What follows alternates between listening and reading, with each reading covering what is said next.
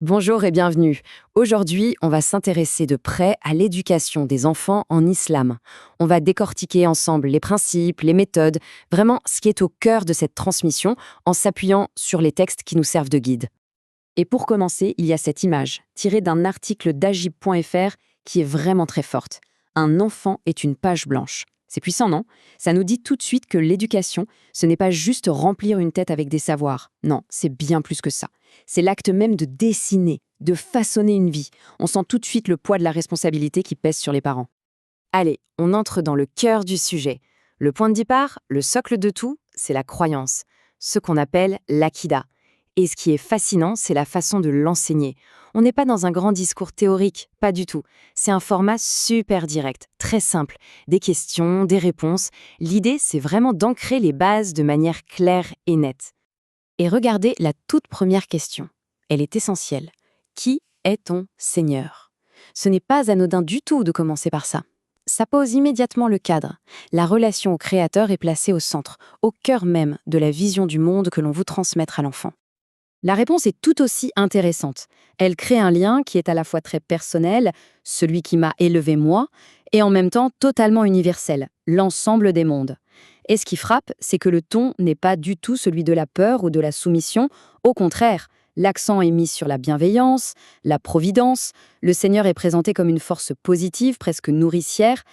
Bon, une fois qu'on a posé la question du Créateur, la suite est logique. La question d'après, c'est qui est le messager? On voit bien l'idée.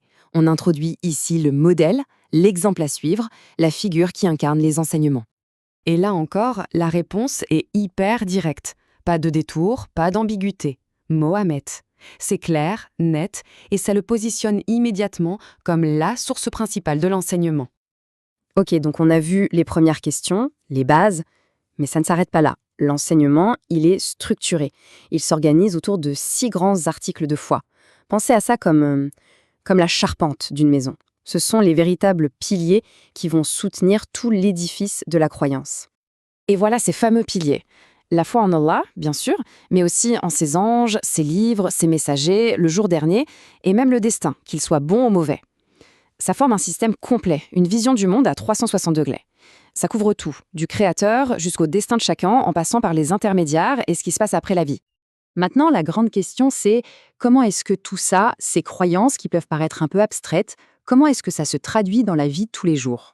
Eh bien, c'est là qu'intervient ce qu'on appelle la jurisprudence, ou l'alfiq. C'est la foi en pratique, en somme.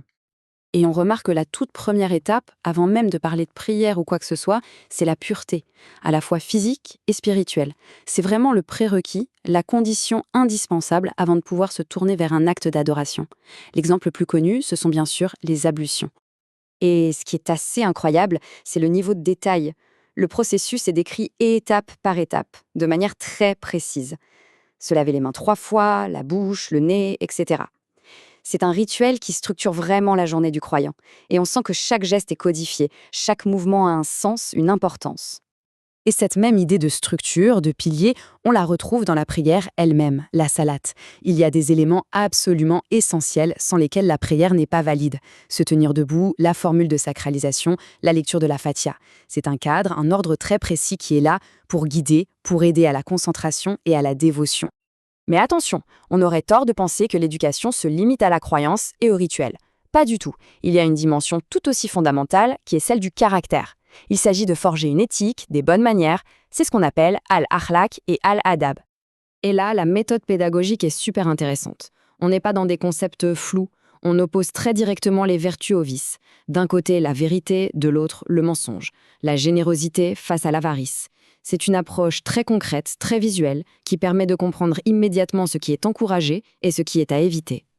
Et cette morale, elle ne reste pas théorique. Elle s'applique à la vie de tous les jours, à travers un véritable code de conduite. Comment se comporter avec ses parents, avec ses voisins, quand on reçoit des invités, même pendant une discussion. Tout est pensé pour façonner un comportement social qui vise l'harmonie au sein de la communauté.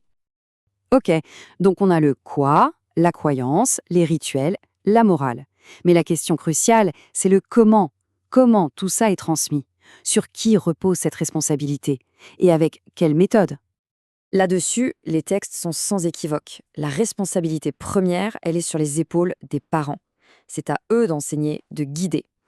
La citation d'Agi.fr est très claire, il s'agit de le rendre digne d'être un bon musulman.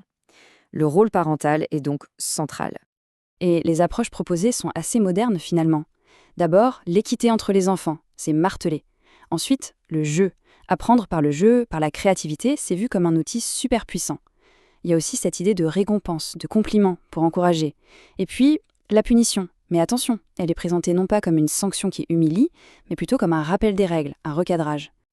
Et il y a une métaphore qui revient souvent pour décrire le rôle du père, c'est celle du berger. L'homme est le berger de sa famille. C'est une image très parlante. Un berger, ça guide, ça protège, ça prend soin de son troupeau. La responsabilité n'est donc pas seulement matérielle, elle est avant tout morale et spirituelle. Bon, on a vu la croyance, la pratique, la méthode, mais au final, quel est le but? C'est quoi l'objectif ultime de toute cette démarche éducative? Le but, finalement, n'est pas juste individuel. Cette citation le dit bien, lorsque l'on partage ce message, on participe au voyage de beaucoup vers la vérité. L'objectif, c'est de former des individus qui sont non seulement des croyants, mais aussi des passeurs, des transmetteurs. C'est de créer un cycle vertueux d'enseignement et d'apprentissage qui se perpétue. Et tout cela nous amène à une question bien plus large, une question qui dépasse le cadre de notre sujet d'aujourd'hui. Au fond, comment une génération fait-elle pour transmettre ce qu'elle a de plus précieux à la suivante? Comment choisit-on ce qui mérite d'être conservé, cet héritage de valeurs? Et comment s'assurer qu'il ne se perde pas en chemin? C'est sans doute l'un des plus grands défis de toute société.